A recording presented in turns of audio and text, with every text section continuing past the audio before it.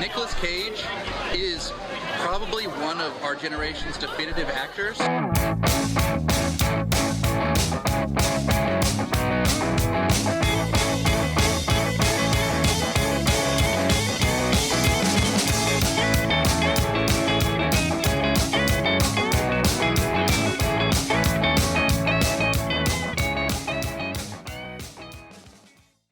Hello and welcome to Cage Fighting. It's your main man, Andy Gillard here, and I hope you're wishing us all a happy birthday because that's what's going on this week.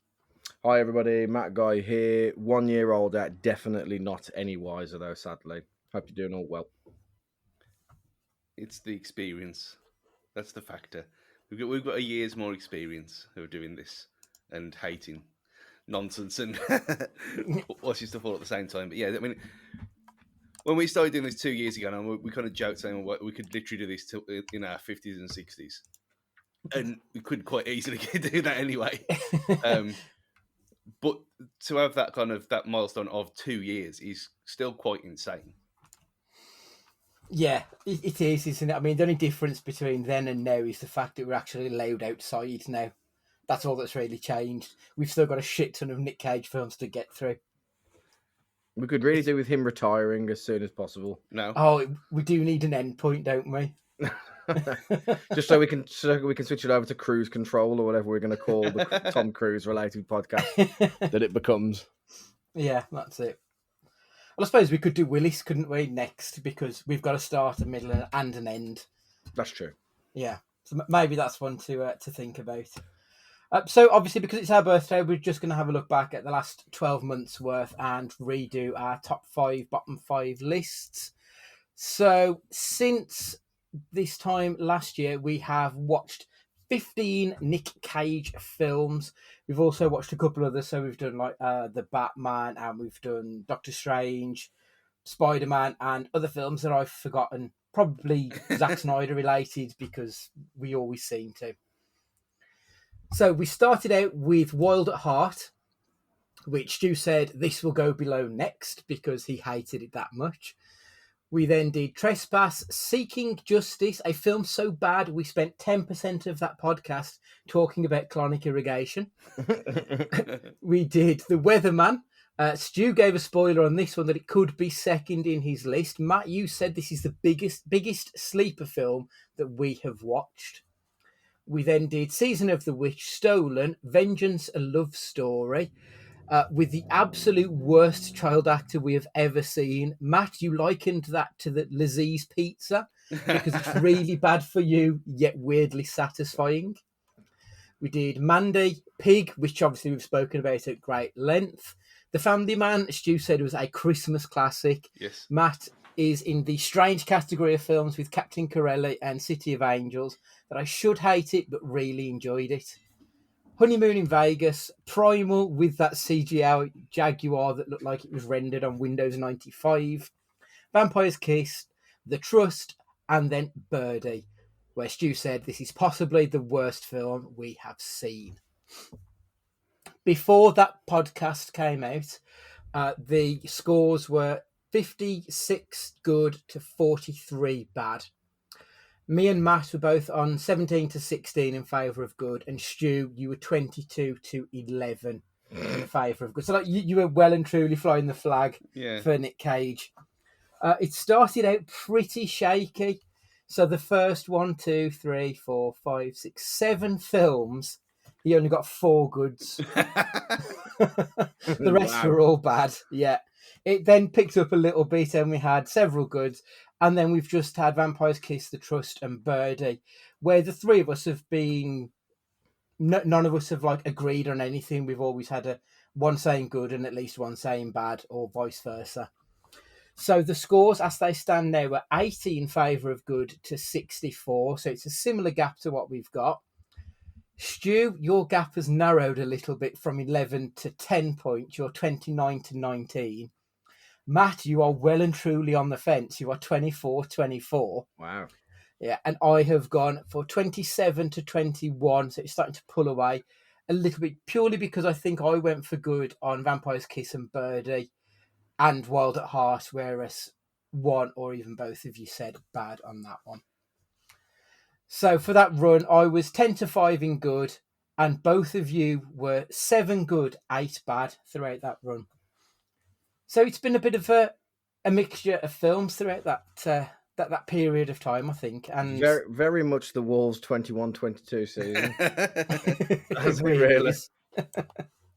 Absolutely. Right, so what we'll do, we'll start off. Any of the films during that period that you had high hopes for, but the delivery was low. Stu, I'll come to you first. I mean, a lot of these could fit in. I mean, high hopes for Season of the Witch, just because it was always one of them that intrigued me, and I don't know why. Because you like a sword and sandal kind of film. You're a Lord of the Rings fan, so I get it. Yeah. I understand why you would. Yeah, it's just. I mean, it's never going to tickle the bottom, so to speak. But it was just so. The promise was there, and it was just kind of ruined, and it was sad. Same a bit with, I say Primal, but we had a bit of a laugh at Primal. I don't think they intended that to be the case to start with, but yeah, them were the two that stood out for me because, I mean, the rest of them, I mean, Pig, obviously, it was the different film to what we expected, so we can't even rank that. But yeah, them in the last 12 months, them two were the ones where I thought, yes, I can't wait for this. Like Mandy the year before, and then look what happened with that. Matt, was there anything you were excited about watching and then felt let down by? Well, Vampire's Kiss was a very different film than I thought it was going to be because I didn't know much about it, but I knew over time that it was a meme factory. But I just didn't expect it to be the film that it was. I don't think it was like the worst film in the world. And in the second half or the final third, it definitely picked up. But I was expecting something very, very different.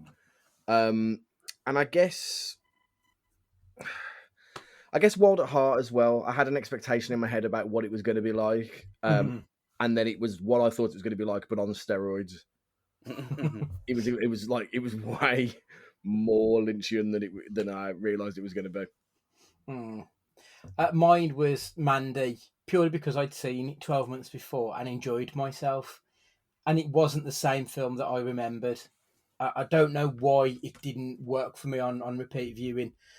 It just didn't. I mean, it was a really good performance from Cage, which is probably why it's not going to trouble either my top or bottom 5 because of that. But I wanted so much more. I wanted it to be that film that was going to sort of be banging on the door of the top 5, and it never quite made it, unfortunately.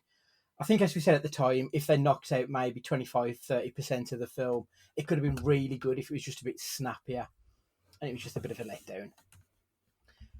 So what about the other way around then? So you had low hopes, but the delivery was high.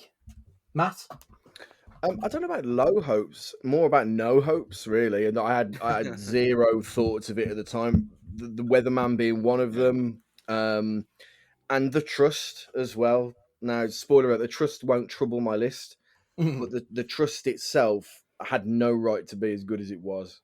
It was a real surprise that I will go back and watch, which I can't say the same for 75% of this crop of films. The Trust was a real surprise and a pleasant surprise at that. Yeah, absolutely. Stu? Same with The Weatherman. That was, I think, because no one ever talks about it, even when I was on the crossover, that it was mentioned a few times, but no one holds the way we hold it in such high esteem doesn't seem to be kind of reciprocated everywhere else. And well, the reviews were very middling for it, which is quite surprising because it's a lovely film. Yeah. So I mean, we kind of juiced all over that in that review episode. I mean, and rightly so. And again, for me, Family Man, like you said in the build up there, it's added to the Christmas roster now forever. I genuinely really love that film, and I can't wait for 4 months' time to watch it again when in a proper setting. 4 months' time. To be fair as well, Vampire's Kiss, because for the same reason that I thought we were going. I didn't know what it was, again, like Matt said, but I went in thinking, "Oh, this is again going to be awful," not knowing that it was a comedy. And then as soon as you kind of realised, I thought, "Oh yeah, this is genius." And like we've said many times, I mean that just the scene where where he's using the upturned sofa as he's coughing, and streams of tear laughter in my face. Yeah. Just superb. It's an absurdist masterpiece, isn't it? Yeah. Yeah, absolutely. I think because I'd seen Vampire's Kiss and The Weatherman before, I sort of knew what to expect going in. So mine is The Family Man. I mean, as you know, I don't really care for Christmas films or Christmas in general, to be perfectly honest. But I really enjoyed myself watching that film. It was heartwarming and quite funny, and we got that bit of an arsehole Cage at the beginning. He learned a lesson and came out different at the end of it. I just thought it was a nice Christmas film, which I wasn't expecting because of Trapped in Paradise 12 months prior. So yeah, The Family Man for me was it well and truly outkicked its coverage. So I think we'll do our top 5 best films of Nick Cage first off. Last time out, mine were Willy's Wonderland, Mom and Dad, Raising Arizona, The Rock, and Bad Lieutenant. That's 5-1. There's only one change in my top 5, and I don't think it's a surprise to say that Pig is now number 1. We've spoken ad nauseum about that film. I think it's a really special movie that touches on a lot of important themes that we will all experience if we haven't already experienced through our lives. It's more than a good film for me. It's an important film that talks about the human condition. It's heartfelt, it's devastating, yet also hopeful at the end of it. It's as close to perfect as anything we've watched starring Nick Cage. So obviously that's my number 1. The other film which I had gone back and forth on was The Weatherman. I think if this was a top 6, it probably would have been in the 6th position, purely because I had such a good fun time watching Mom and Dad. The Weatherman is just a wonderfully fun and silly film with a lot of heart. I think it's probably a better film than Mom and Dad. I just had more fun, and this is our favourites rather than the best films. So, yeah, Pig's gone in at number 1. Everything moves down a place, and sadly, I feel kind of devastated to say that Willy's Wonderland has fallen off the list now. Stu?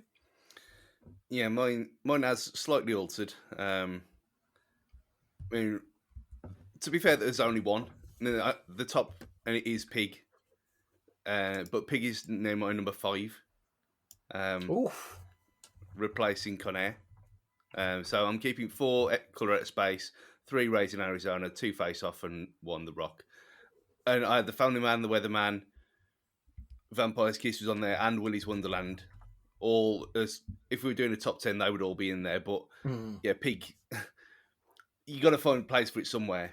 And I mean, the others, I mean, Raising Arizona was one of them where I couldn't believe until we watched it, we didn't even mention it. Yeah, that was a travesty on our part. But yeah, I spent a lot of more time thinking of that than I should have done.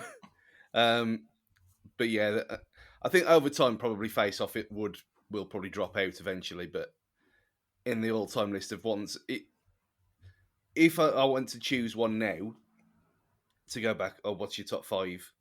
This was the top 5 that I had on the crossover thing a month ago. Still the same now. So I'm sticking with that for this year. Super. Matt, is your top 5 looking wildly different? There are 2 changes in there, but I think a couple of these are of just the benefit of time as opposed to anything else. Because when I'm just thinking back now, there are some films that I really enjoyed, and there are some films that I think were harsh that they don't make the list, and it's just, I don't know really. But so from 5 up to 1, I've got The Weatherman at 5, because this film I thought just brought out. It was so real, and the human emotions were so relatable in this for a lot of the people involved. But then to flip it completely on its head, my number 4 is Colour Out of Space, because it was so different. It was so unexpected, and it was so visually appealing. Number 3 is Bad Lieutenant, which I think was my number 2 before.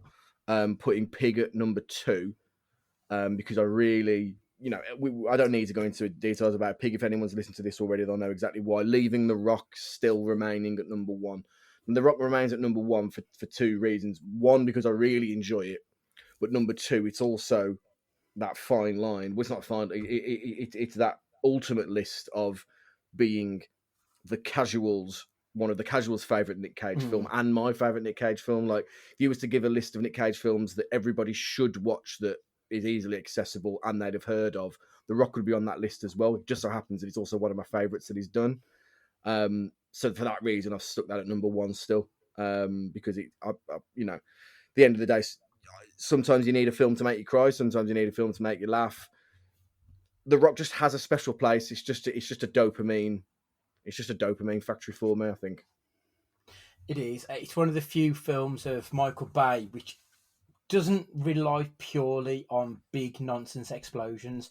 There is actually like a core to that film that's quite loving and sweet outside of just the madness that goes on around it. It's a really good, well-balanced film, which isn't something I can really say about 99% of Bay's work. He's got it perfect there. And yeah. So we'll do our bottom 5 next. Last time, my bottom 5 were Pay the Ghost, Trapped in Paradise, Jiu-Jitsu, Knowing, and Left Behind. Left Behind is never going to not be the worst film that we've seen. I mean, it's one of the worst films I've ever seen, regardless of category. It's just fucking abysmal. But I think Pay the Ghost is going to drop out. It was Dirge, but it was forgettable Dirge. Like, it hasn't really left enough of an imprint for me to say that it's a dreadful film. It's just a boring film. And the one I'm replacing it with might just be because of a recency bias. But Birdie was just... like, I mean, it was a good performance from Cage, I felt. You two disagreed on that one. But the film itself had absolutely nothing. As we spoke about on the podcast, it was jumping back and forth between past and present. And the past never influenced the present, and the present never really made any indent on the past. It was just worthless. And because it was 2 hours long, it was tedious with it as well. So it was boring, it was soulless, it was just all round painful to watch. So Birdie flies into number 5, everything else stays the same. Stu? Couldn't have said it better myself. Oh God, Birdie. I mean, it's one of the shittiest films I've seen in my entire life, without a shadow of a doubt. It's everything we said last week or whenever it was, a couple of weeks ago. It's just terrible. There's nothing about it that's any good at all, and I can't believe that anything has beaten Next, and it has. It's the worst film that we've seen in 2 years in my list. Wild at Heart is in there now as well, and I've kept Pay the Ghost in as a legacy thing, just because it pissed me off, didn't it, at the time? And things like Stolen, shit, but fun. Season of the Witch, the same. Inconceivable. It's nonsense, but it's it's fun. still got every one of them has got redeeming factors to them. This list: 5 Pay the Ghost, 4 Left Behind, again never leaving, 3 Wild at Heart, 2 Next, and 1 Birdie. It's gonna go. I mean, spoilers. Next week, when we do this in a year's time, next week he's going on this list somewhere. But I don't know where it's going to be at the minute, because that 5 is absolute shit. Yeah, it's a black hole of badness, isn't it? That. Matt, what have you got? So, Pay the Ghost wanders off into the ether to the afterlife, because Wild at Heart is my 5th worst. It was just a clusterfuck of awfulness, pretentiousness. It stunk of, you've got to enjoy it just because it's a famous hipster director kind of. It was just awful, like from start to finish, terrible. Trespass then sneaks in at number 4. What was the line? Your filthy lust or something was the proper, like, made me giggle when I was putting this list together. Yeah. Your filthy lust invited them in. That's exactly what it was. Well, he got invited into fourth. Inconceivable then, Next, and Left Behind were my original three anyway. Left Behind, it's so bad, but then it's actually offensive because it becomes a god botherer piece. Yeah. Like it actually believes what it's saying, which was like I thought it was kind of poking fun at it, but no, it believes that all of these things were what they were saying. Isn't like there's a second one, isn't there coming? Like Left Behind again. They're trying to crowdsource it because obviously no studio wants to touch it. But yeah, apparently there is a crowdfunding going on to get that one up and flying. I mean, Because I believe it's based on a series of novels. okay. So there's like a precedent there for more to go on, and I mean, if Nicky Whelan's in it, I'll watch it. But I can't promise I'll enjoy it. You're more likely to get Nicky Weaver at this point. we have seen 2 Nicky Whelan films during our stint doing Nick Cage, and they do both feature around the shit end of the cage. So maybe we shouldn't be talking about Bruce Willis. We should be doing Nicky Whelan films as we go forward. Yeah, okay. So I've got a new category. It doesn't have to be the top 5 or bottom 5 or in any particular order, but I want to know the 5 films that you shouldn't like, but yet you do. So they can be so bad they're good. There can be films which have got no redeeming features, but you still enjoyed the ride. It can be films which go against everything you love about cinema, but this still gets through your armour. My 5, I've got The Wicker Man. I know it's awful, but I can't stop thinking about Lily Sobieski when she giggles at nothing in that one scene, or when Nick Cage drop kicks her out of nowhere. It's bonkers, but it's just really good, silly fun. I've got City of Angels, which is 100% not my type of movie, but purely for the line, we were made to fit together just after they'd had sex. That's the cheesiest line I've ever heard in any film. And then after all of that, she fucking dies. It was hilariously shit. Number 3, Inconceivable. It was a baffling movie with some of the all-round worst acting we have seen from an ensemble cast. Everyone was dreadful in that film. It was silly, pointless, and quite aimless, but for the pure batshittery of Nicky Whelan, it's on this list. Trespass, everything that I've just said about Inconceivable applies to this. It was exactly the same, but it was 3 times more ridiculous. It was like the insane performance from the smackhead who was prancing around upstairs in her pants for no reason. The strange guy who thought he had a relationship with Kidman. The awful scripting, the terrible acting. It was a masterpiece of ridiculousness. And Vampire's Kiss is up there as well. There's a reason this film has lived on via its memification in spite of being really quite shit. So there are my 5 films that I shouldn't like, but I have really enjoyed watching. That's I was getting really worried then because other than Vampire's Kiss, that's exactly what I've got there. And that's never incredible. It's never ever happened ever. And mine would be Season of the Witch, just because it is swords and sandals bollocks. And yeah, it was very good, but it's still one of them. And I shouldn't like it because it's not. I like good versions of that. But yeah, I can't believe that. That's incredible. Yeah, Matt, what have you got? So, I mean, this probably should have its own name anyway because it's the Captain Corelli's mandolin list.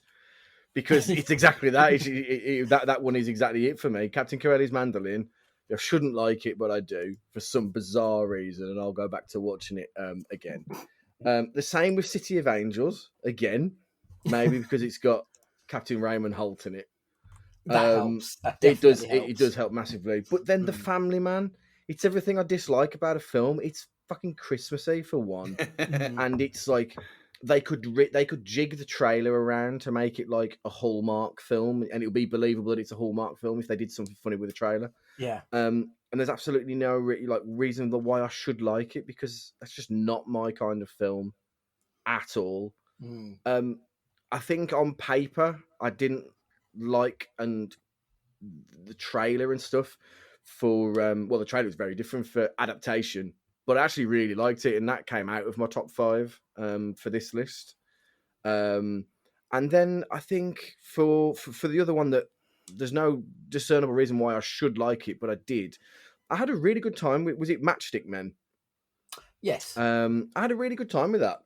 Looking back on it now, I think I gave it a Um, bit more. I think I gave it too much stick, but like when I think back on it now, I thought, oh yeah, it was a pretty good film. They had a good plot twist. There was some high emotions at stake there for the characters, and I think actually it was all right, to be fair. And I probably at the time I didn't give it as much credit as it probably deserved.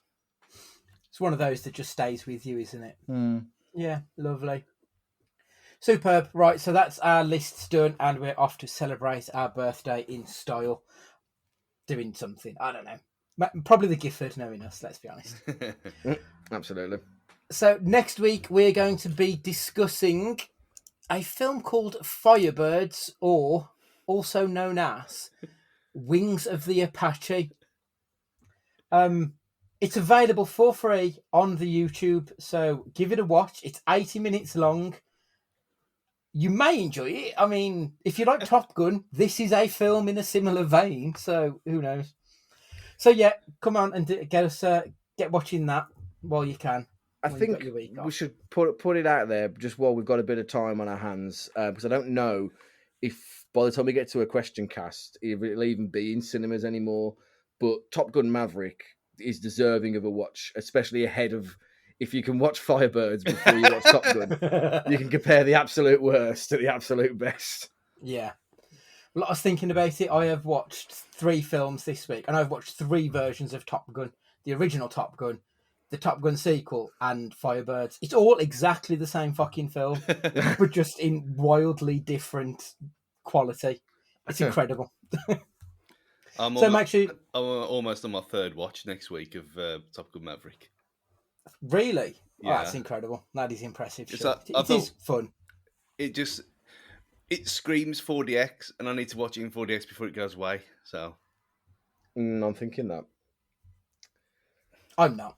I will try and get there to watch it on the super screen if it's still in that one. But other than that, I really enjoyed it. I think it was a great summer blockbuster film. Exactly what you want. Leave your brain at the door and just enjoy the ride. It was great.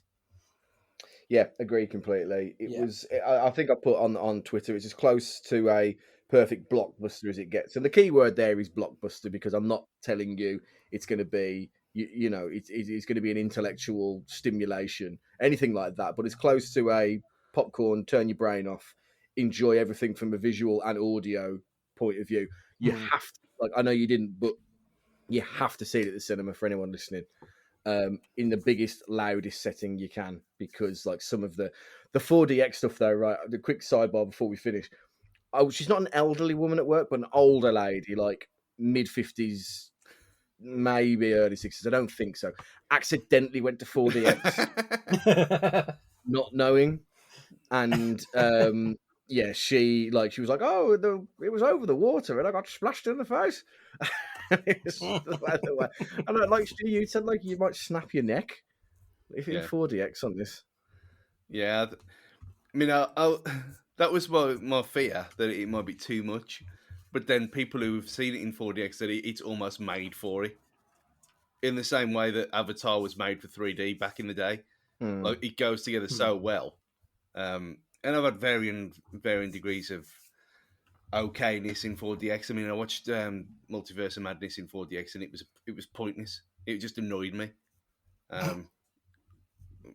But there was no need for it there. But for this, with planes and water and whatever else happens, it's just asking for it, and it needs to be done, really. But I think when I came out of it, and I said to you today, so it's a perfect sequel and a great film in its own right. And I think I underestimated how well it'd go down. I knew it'd be successful amongst people who love the first one, but it's gone completely. It's gone into a world of its own. Yeah, absolutely. Like I said, I knew it was going to be successful, but as I said to you, does it need midnight showings on the day of release? Yes. And it turns out it absolutely does. Yeah, completely. Like it's infinitely better than the original. Like the original's good, don't get me wrong, but it's a 7. I'm not going to say it's a masterpiece. It really isn't. but this is as close to brainless action summer blockbuster perfection as you will get. Yeah, I think it's excellent. It's probably a 7 now, but you take yourself out of it and put yourself in that era at that time. The reaction of that we're having to Maverick now is probably what they had then. Yeah, quite possibly, yeah. Definitely. But I think this one might stand the test of time. I imagine it's already like probably within the top 250 on IMDb. Last time I looked, it was at a 8.7, which I think is going to be up there anyway. So interesting. Very much so. Right, so please make sure you've got us on the socials at Cage Fighting Pod. Emails to cagefightingpod@gmail.com. Please make sure you subscribed, and if you could leave us a review, we would love you forever. So for this week, Matthew, would you like to say goodbye? Goodbye, everybody. I hope you enjoy our birthday as much as we will. Thank you very much for listening over the last 2 years. Stuart, would you like to say goodbye? Yeah, go and enjoy the danger zone while you can. Ta-ra. It's goodbye from me, and a big thanks for joining us on this thrill ride, joy ride, misery ride, some winter, I don't know. But yeah, thank you for being there. We truly appreciate it. And remember, be excellent to each other.